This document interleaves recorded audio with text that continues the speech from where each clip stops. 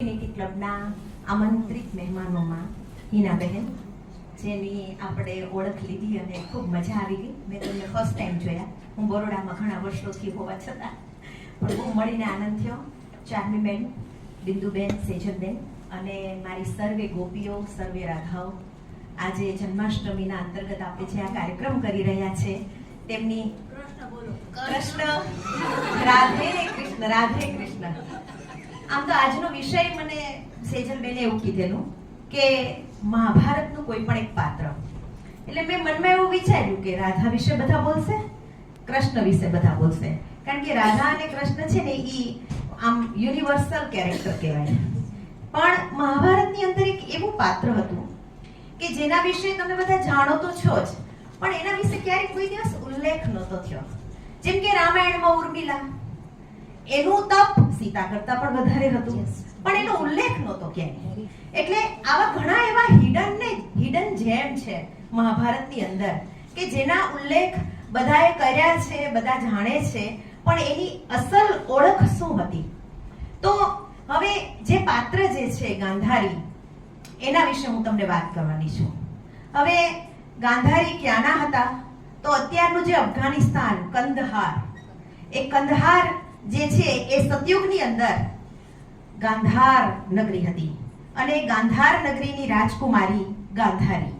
હવે ગાંધારી એટલી બધી અનુપમ સૌંદર્યશાળી સ્ત્રી હતી કે જેની તુલના કોઈ સાથે થઈ જ ન શકે. પણ પરિસ્થિતિ અને કર્મ, આપણે ઘણીવાર એમ કહીએ છીએ કે ભાગ્યનું કઈ મહત્વ નથી, પણ ભાગ્યનું મહત્વ છે જ. નરસિંહ મહેતાએ કીધેલું છે, જેહના ભાગ્યમાં જે સમયે જે લખ્યું તેહને તે સમયે તે જ પહોંચે. તો ગાંધારીના જીવનમાં જ્યારે માંગુ લઈને ભીષ્મ આવ્યા, જન્માંધ રાજકુમાર ધૃતરાષ્ટ્ર, અને એ જન્માંધ રાજકુમારની વાત આવી ત્યારે ગાંધાજીને તો જાણે કોઈ સર્પે ડંખ આપ્યા હોય ને એવી ઝાડ લાગેલી. પણ એ સમયની રાજકુમારીઓના મગજની અંદર અને સંસ્કારમાં પિતાની આન બાન અને શાન હોય. પિતાએ ખાલી હાથ જોડીને જ ઉભા રહ્યા, કારણ પ્રકાશમાંથી અંધકાર તરફ જવાનો નિર્ણય કર્યો. અને એ નિર્ણય જ મહાભારતના પાયાના મૂળમાં હતો કે આખું મહાભારત જ પ્રકાશમાંથી અંધકાર તરફની ગતિ કરતું હતું. અને પછી ગાંધારીના વિવાહ થાય છે, 100 કૌરવોની એ માતા બને છે. એનામાં 2-3 લક્ષણો અતિ અલૌકિક હતા. એક તો હતી પતિપરાયણતા, બીજી હતી એનો પુત્ર મોહ, કે ને સીધી ભાઈને સિક્કા વાલા, જેવા હોય તેવા મારા છે ને, અને મારામાં ને મારામાં આખું મહાભારત બની ગયું. અને એ પતિની સાથે એવા સંબંધોથી જોડાઈ ગઈ કે એને જીવનની અંદર નક્કી જ કર્યું કે હું આંખે પાટા બાંધીશ અને કાળી પટ્ટી ધારણ કરી અને મારા ભાગ્યના દરવાજા સદૈવને માટે બંધ કરી દઈશ. એ સદૈવને માટે બંધ તો કર્યા, પણ એના હૃદયમાં જે સ્વપ્નાઓ હતા, જે શમણાઓ હતા એક સ્ત્રી તરીકેના, એ સદૈવ રહ્યા. અને એ શમણાઓ અને એ સ્વપ્નાઓમાં એના હૃદયમાં ઈર્ષા, અદેખાઈ, દ્વેષ બધું જ પ્રગટ થયું. જ્યારે એને ખબર પડી કે કુંતી ને શ્રીમંત છે અને એને ત્યાં પહેલા પુત્રનો જન્મ થઈ ગયો છે, ત્યારે ઓલરેડી એ શ્રીમંતમાં જ હતી, એ સગર્ભા જ હતી, અને ગુસ્સામાં પોતાના જ પેટ ઉપર એને આમ ડુંબો મારેલો, અને એનો જે ગર્ભ હતો એ લોખંડનો બની ગયેલો હતો.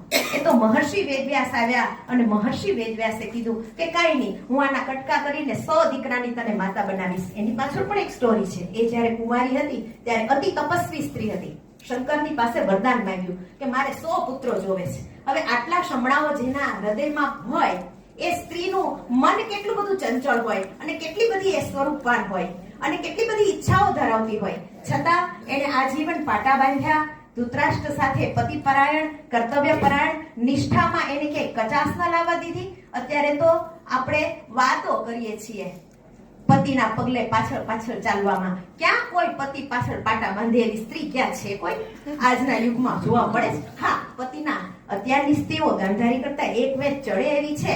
પતિને પગલે પગલે ચાલે છે, પતિથી આગળ ચાલે છે.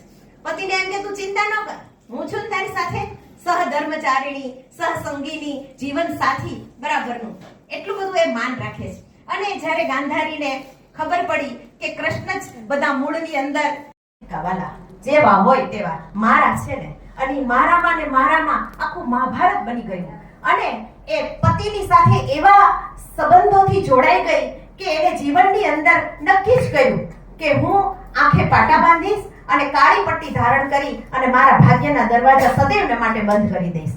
એ સદૈવને માટે બંધ તો કર્યા, પણ એના હૃદયમાં જે સ્વપ્નાઓ હતા, જે શમણાઓ હતા એક સ્ત્રી તરીકેના, એ સદૈવ રહ્યા. અને એ શમણાઓ અને એ સ્વપ્નાઓમાં એના હૃદયમાં ઈર્ષા, અદેખાઈ, દ્વેષ બધું જ પ્રગટ થયું. જ્યારે એને ખબર પડી કે કુંતી ને શ્રીમંત છે અને એને ત્યાં પહેલા પુત્રનો જન્મ થઈ ગયો છે, ત્યારે ઓલરેડી એ શ્રીમંતમાં જ હતી, એ સગર્ભા જ હતી અને ગુસ્સામાં પોતાના જ પેટ ઉપર એણે આમ ડુંબો મારેલો અને એનો જે ગર્ભ હતો એ લોખંડનો બની ગયેલો હતો. એ તો મહર્ષિ વેદવ્યાસ આવ્યા અને મહર્ષિ વેદવ્યાસે કીધું કે કાંઈ નહીં, હું આના કટકા કરીને 100 દીકરાની તને માતા બનાવીશ. એની પાછળ પણ એક સ્ટોરી છે. એ જ્યારે કુંવારી હતી ત્યારે અતિ તપસ્વી સ્ત્રી હતી. શંકરની પાસે વરદાન માંગ્યું કે મારે 100 પુત્રો જોવે છે. હવે આટલા શમણાઓ જેના હૃદયમાં હોય, એ સ્ત્રીનું મન કેટલું બધું ચંચળ હોય અને કેટલી બધી એ સ્વરૂપવાન હોય અને કેટલી બધી ઈચ્છાઓ ધરાવતી હોય, છતાં એને આજીવન પાટા બાંધ્યા. ધૃતરાષ્ટ્ર સાથે પતિપરાયણ, કર્તવ્યપરાયણ, નિષ્ઠામાં એને કે કચાસમાં લાવવા દીધી. અત્યારે તો આપણે વાતો કરીએ છીએ પતિના પગલે પાછળ પાછળ ચાલવામાં. ક્યાં કોઈ પતિ પાછળ પાટા બાંધે એવી સ્ત્રી ક્યાં છે? કોઈ આજના યુગમાં જોવા મળે છે? હા, પતિના અત્યારની સ્ત્રીઓ ગાંધારી કરતા એક વેચ ચડે એવી છે. પતિને પગલે પગલે ચાલે છે, પતિથી આગળ ચાલે છે. પતિને એમ કે તું ચિંતા ન કર, હું છું તારી સાથે, સહધર્મચારિણી, સહસંગીની, જીવન સાથી બરાબરનું, એટલું બધું એ માન રાખે છે. અને જ્યારે ગાંધારીને ખબર પડી કે કૃષ્ણ જ બધા મૂળની અંદર પેલા વનમાળી બની ગયા અને દુર્યોધનને કપડા પહેરાવ્યા અને નક્કી કર્યું હતું પુત્રમોહ. એક એક કેરેક્ટર, એના એક એક પાત્રો તમે જુઓ, તેમાં ગાંધારીનો જે પુત્રમોહ હતો એ તો પણ અતિ અલૌકિક હતો. અને ગાંધારી એક જ એવી સ્ત્રી હતી આખા મહાભારતની અંદર કે જે ભગવાનને પણ શ્રાપ આપી શકે કે તે મારા કુળનો નાશ કર્યો, હું તારા કુળનો નાશ કરીશ. અને આ એક સ્ત્રીની જ તાકાત છે.